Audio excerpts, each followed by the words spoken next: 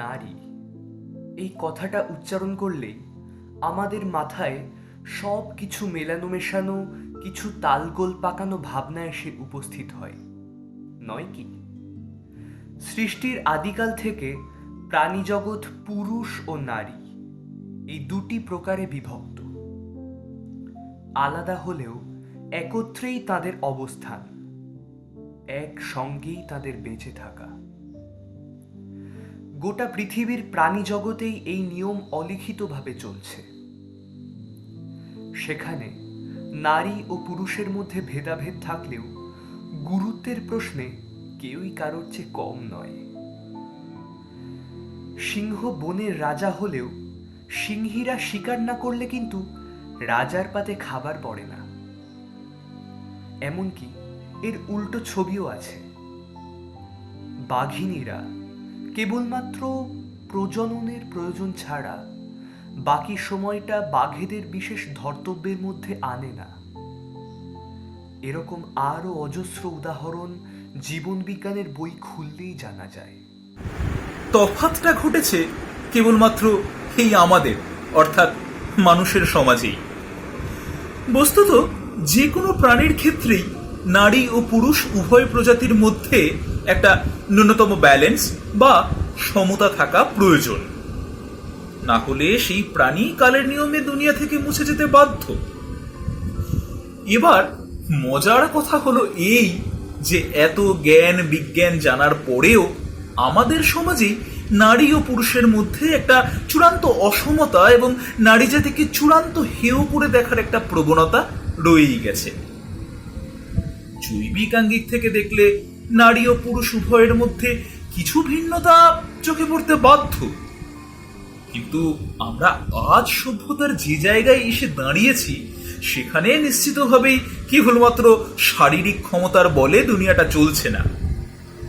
আর কেবলমাত্র শারীরিক ভিন্নতার জায়গাটুকু বাদ দিলে নারীরা যে সব ক্ষেত্রেই পুরুষের সঙ্গে সমকক্ষ এবং কিছু কিছু ক্ষেত্রে নারীরা পুরুষদের চাইতে বেশি দক্ষ, এ কথা প্রমাণিত হয়েছে বহুবার।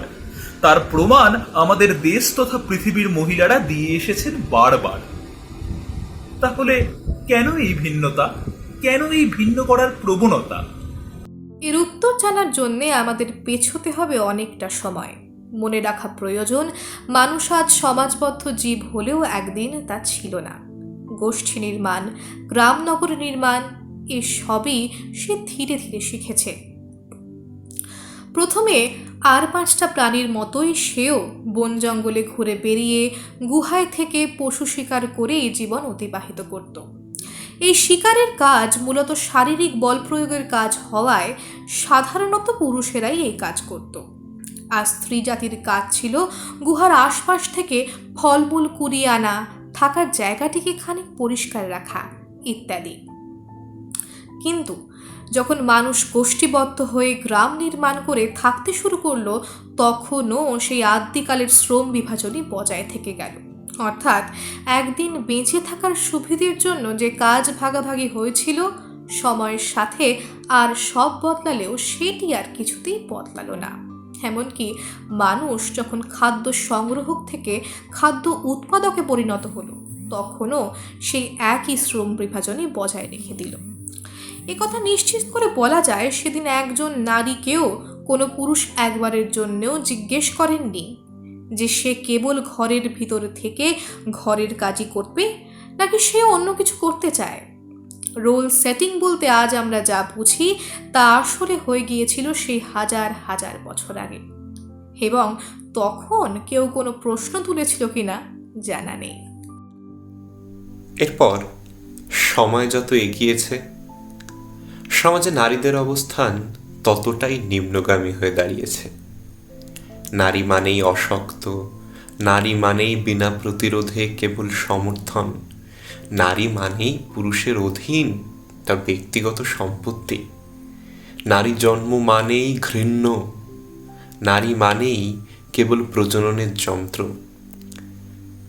আজ 21 শতকের দোরগোড়ায় এসে পৌঁছেও এর মধ্যে কটা ধারণা সমাজ থেকে নির্মূল হয়ে গেছে কেউ প্রমাণ দিয়ে বলতে পারবেন? মেয়ে মানেই সে সব কিছুতে পুরুষের চেয়ে পিছনে থাকবে, মেয়ে মানেই তাকে হতে হবে অল্পভাষী, গৃহকর্মে নিপুণা, মেয়ে মানেই তার না আসলে হ্যায়ের ইঙ্গিত। এগুলো এবং এইরকমই আরও হাজার একটা গতানুগতিক কুযুক্তি খাড়া করে পুরুষ শাসিত এই সমাজ আজও নারী জাতিকে পায়ের তলায় পিষে রাখতে চায়। কিন্তু আমরা বারবার ভুলে যাই কাউকে চিরদিন পায়ের তলায় রাখা যায় না। একদিন সে ঘুরে দাঁড়াবেই, পাল্টার লড়াইয়ে নামবেই। আর সেই একটা পাল্টা লড়াইয়ের নাম রোজা লুক্সেমবুর্গ, ক্লারা জেটকিং, সাবিত্রীবাই ফুলে, কৃষ্ণভাবিনী দেবী, কাদম্বিনী গঙ্গোপাধ্যায়, বেগম রোকেয়া। আমাদের সমাজে খুবই প্রচলিত এবং খুবই বিরক্তিজনক একটি ধারণা এই যে নারী জাতির অস্তিত্ব কেবলমাত্র পুরুষের প্রয়োজনেই, তার মনোরঞ্জনের পাত্রী হিসেবে। আজকের দিনে দাঁড়িয়েও এই মনোভাব যারা পোষণ করে তাদের প্রতি মিষ্টি কথায় একরাশ ঘৃণা মেশানো করুণা ছাড়া আমাদের আর কিছুই দেবার নেই। প্রেম, তাসলিমা নজরিন। যদি আমাকে কাজল পরতে হয় তোমার জন্য, চুলে মুখে রং মাখতে হয়, গায়ে সুগন্ধি ছিটোতে হয়, সবচেয়ে ভালো শাড়িটা যদি পরতে হয়, শুধু তুমি দেখবে বলে মালাটা চুড়িটা পরে সাজতে হয়, যদি তলপেটের মেদ, যদি গলার বা চোখের কিনারের ভাঁজ কায়দা করে লুকোতে হয়, তবে তোমার সঙ্গে অন্য কিছু, প্রেম নয় আমার। প্রেম হলে আমার যা কিছু এলোমেলো, যা কিছু খুঁত, যা কিছু ভুলভাল অসুন্দর থাক, সামনে দাঁড়াবো, তুমি ভালোবাসবে। কে বলেছে প্রেম খুব সহজ, চাইলেই হয়? এত যে পুরুষ দেখি চারিদিকে, কই প্রেমিক তো দেখি না।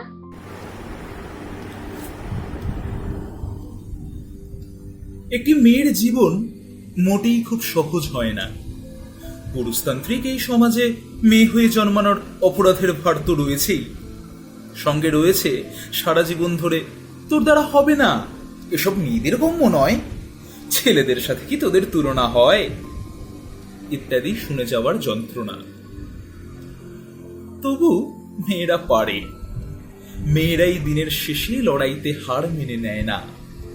নিজের মনোবলের উপর ভরসা রেখে পরিশ্রম করে নিজের যোগ্যতার প্রমাণ তারা দিয়ে চলেছেন প্রতিনিয়ত। আমাদের সমাজ মেয়েদের কিছু বাঁধা ধরা কাজের গণ্ডিতে বেঁধে ফেলতে চেয়েছে বারবার, কিন্তু সেই সমস্ত তথাকথিত মেয়েলি কাজকর্মের ভার সুষ্ঠুভাবে সামলে যখন এই মেয়েরাই অন্যান্য কাজের জায়গাগুলোতে পুরুষ জাতির পাশে সমান জায়গা করে নিতে এগোয়, তখন তা পুরুষ জাতির ঠুনকো আত্মশ্লাঘায় যে সজোরে আঘাত করে তার বলার দরকার পড়ে না। আর তখনই নারী জাতিকে সইতে হয় অকল্পনীয় অপমান, অকথ্য অত্যাচার। তবু এত কিছুর পরেও তাদের এই নিরন্তর এগিয়ে চলা থেকে আটকে রাখা যায় না। আজ এই 21 শতকে দাঁড়িয়েও একটি মেয়েকে প্রতি পদে এমন কিছু কথা শুনতে হয় যা সমস্ত মানব সমাজের পক্ষেই লজ্জাস্কর। এত কিছুর পরেও তারা যে নিজেদের জীবনে কাছের মানুষদের নানান রকম সমস্যাজনক চিন্তাধারার বিরুদ্ধে সমাজের নানাবিধ ভ্রুকুটিকে উপেক্ষা করে পরিস্থিতির সঙ্গে অবিরাম সংগ্রাম করে চলেছেন,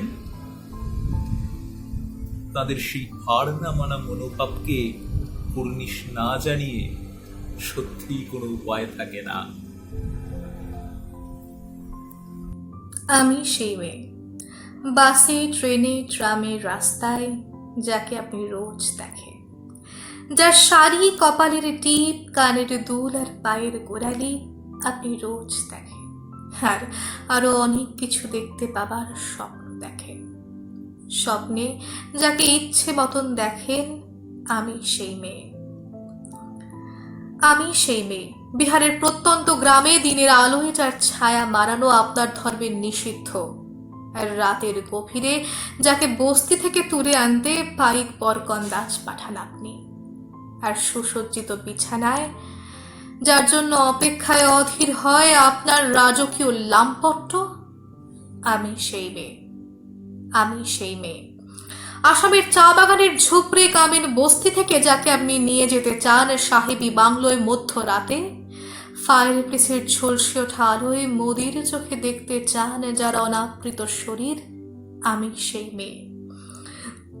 রাজস্থানের শুকনো উঠোন থেকে পিপাসার জল আনতে যাকে আপনি পাঠিয়ে দেন 10 মাইল দূরে সরকারি ইদারায়, আর 20 মাইল হেঁটে ক্লান্ত বিধ্বস্ত সে রমণী ঘরা কাঁখে ঘরে ফিরলেই যাকে আপনি বসিয়ে দেন চুলার আগুনের সামনে আপনার রুটি বানাতে, আমি সেই মেয়ে।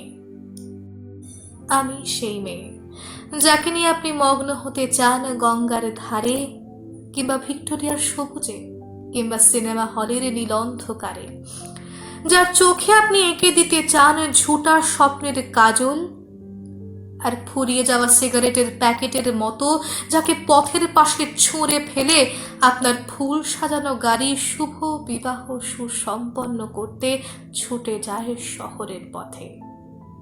কোণে দেখা আলোয় গোধূলিতে একা দাঁড়িয়ে থাকা, আমি সেই মেয়ে। আমি সেই মেয়ে। এমনকি দেবতারাও যাকে ক্ষমা করেন না।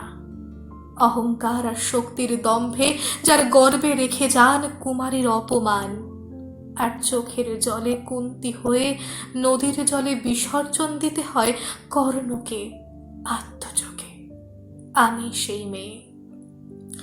সংসারের অসময়ের আমি ভরসা। আমার ছাত্র পড়ানোর টাকায় মায়ের ওষুধ কেনা হয়, আমার বাড়তি রোজগারে ভাইয়ের বই কেনা হয়। আমার সমস্ত শরীর প্রবল বৃষ্টিতে ভিজতে থাকে, কালো আকাশ মাথায় নিয়ে আমি ছাতা হয়ে থাকি, ছাতার নিচে সুখে বাঁচে সংসার। আপনারা আমার জন্য অনেক করেছেন। সাহিত্যে, কাব্যে, শাস্ত্রে, লোকাচারে আমাকে মা বলে পুজো করেছে, প্রকৃতি বলে আদিক্ষেতা করেছে।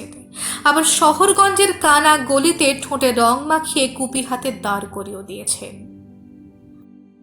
হ্যাঁ, আমি সেই মেয়ে। একদিন হয়তো একদিন, হয়তো অন্য কোনো একদিন আমার সমস্ত মিথ্যে পোশাক ছুঁড়ে ফেলে দিয়ে আমি হয়ে উঠব সেই অসামান্যা।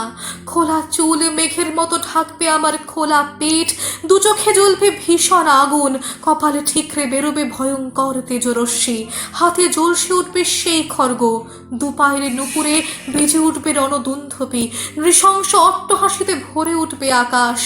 দেবতারাও আতঙ্কে স্তব্ধ হয়ে বলতে থাকবেন, মহামেঘ প্রভাং ঘোরাং মুক্তকেশিং চতুর্ভুজাং কালিকাং দক্ষিণাং মুন্ডমালা বিভূষিতাং। বিভৎস দাবানলের মতো আমি এগোতে থাকবো, আর আমার এগিয়ে যাবার পথের দুপাশে বর্ণহীন অসংখ্য দেহ ছটফট করতে থাকবে। সভ্যতার দেহ, প্রগতির দেহ, উন্নতির দেহ, সমাজের দেহ। হয়তো আমি সেই মেয়ে, হয়তো বা। আমাদের দেশে হিন্দু ধর্ম সংস্কৃতিতে শক্তির পূজা দীর্ঘকাল থেকে প্রচলিত, আর সেই শক্তির আরাধ্য রূপটি হলো নারী। মহালয়ার সকালে রেডিওতে বীরেন্দ্রকৃষ্ণ ভদ্রের মন্দ্রকণ্ঠে দেবী দুর্গার যে স্তোত্র শুনতে শুনতে আমরা বিভোর হয়ে যাই, তার বক্তব্যটি কি সেভাবে খেয়াল করি? বোধহয় না।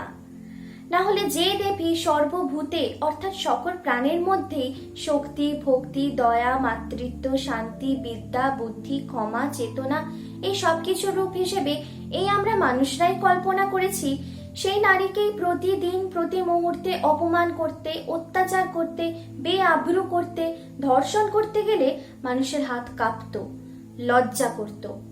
প্রতিদিন খবরের কাগজের পাতা খুললে, নিউজ চ্যানেল খুললে এই এত হাজার হাজার ধর্ষণের ঘটনা, মেয়েদের ওপর হতে থাকা অজস্র অশ্লীল আচরণের কথা আমাদের পড়তে হতো না। এই সব কিছু দেখার পর, জানার পর মনুষ্যত্ব বিষয়টার ওপর থেকে হয়তো কিছুটা হলেও বিশ্বাস টলে যায়। তবু দিনের শেষে মানুষ তো, তাই সমকালে মানুষের শুভ বুদ্ধির ওপর আরো বেশি করে আগামী প্রজন্মের ওপর বিশ্বাস রাখতে ইচ্ছে হয়। আর এই এত যন্ত্রণা সহ্য করেও যারা চিরন্তর লড়াই করে চলেছে, আগামীর উদ্দীপনাকে সাকার করার যারা মূল কাণ্ডারি, সেই অসীম শক্তিময়ী নারী জাতিকে, এই আসন্ন দেবী পক্ষের শুভত্বকে স্মরণ রেখে নতশিরে প্রণাম জানাই আমরা। আজি বাংলাদেশের হৃদয় হতে কখন আপনি তুমি এই অপরূপ রূপে বাহির হলে জননী। ওগো মা, তোমায় দেখে দেখে আঁখি না ফিরে, তোমার দুয়ার আজি খুলে গেছে সোনার মন্দিরে। ওগো মা, ডান হাতে তোর খড়গ জলে, বাঁ হাত করে শঙ্কা হরণ, দুই নয়নে স্নেহের হাসি, ললাট নেত্র আগুন বরণ। ওগো মা, তোমার কি মূরতি আজি দেখি রে। ওগো মা, তোমার দুয়ার আজি খুলে গেছে সোনার মন্দিরে। ওগো মা, তোমার মুক্ত কেশের পুঞ্জ মেঘে লুকায় অশনি, তোমার আঁচল ঝলে আকাশ তলে রৌদ্র বসনি। ওগো মা, তোমায় দেখে দেখে আঁখি না ফিরে, তোমার দুয়ার আজি খুলে গেছে সোনার মন্দিরে। যখন অনাদরে চাইনি মুখে, ভেবেছিলেন দুঃখিনী মা। আছে ভাঙা ঘরে একলা পড়ে, আছে ভাঙা ঘরে একলা পড়ে, দুঃখের বুঝি নাই সীমা। কোথা সে তোর দরিদ্র বেশ, কোথা সে তোর মলিন হাসি, আকাশে আজ ছড়িয়ে গেল ওই চরণের দীপ্তি রাশি। ওগো মা, তোমার কি মূরতি আজি দেখি রে। ওগো মা, তোমার দুয়ার আজি খুলে গেছে সোনার মন্দিরে। আজি দুঃখের রাতে সুখের স্রোতে ভাষাও ধরণী, তোমার অভয় বাজে হৃদয় মাঝে হৃদয় হরণী। ওগো মা, তোমার কি মূরতি আজি দেখি রে। তোমার দুয়ার আজি খুলে গেছে সোনার মন্দিরে। আজি বাংলাদেশের হৃদয় হতে কখন আপনি তুমি এই অপরূপ রূপে বাহির হলে জননী। ওগো মা, তোমায় দেখে দেখে আঁখি না ফিরে, তোমার দুয়ার আজি খুলে গেছে সোনার মন্দিরে। ওগো মা।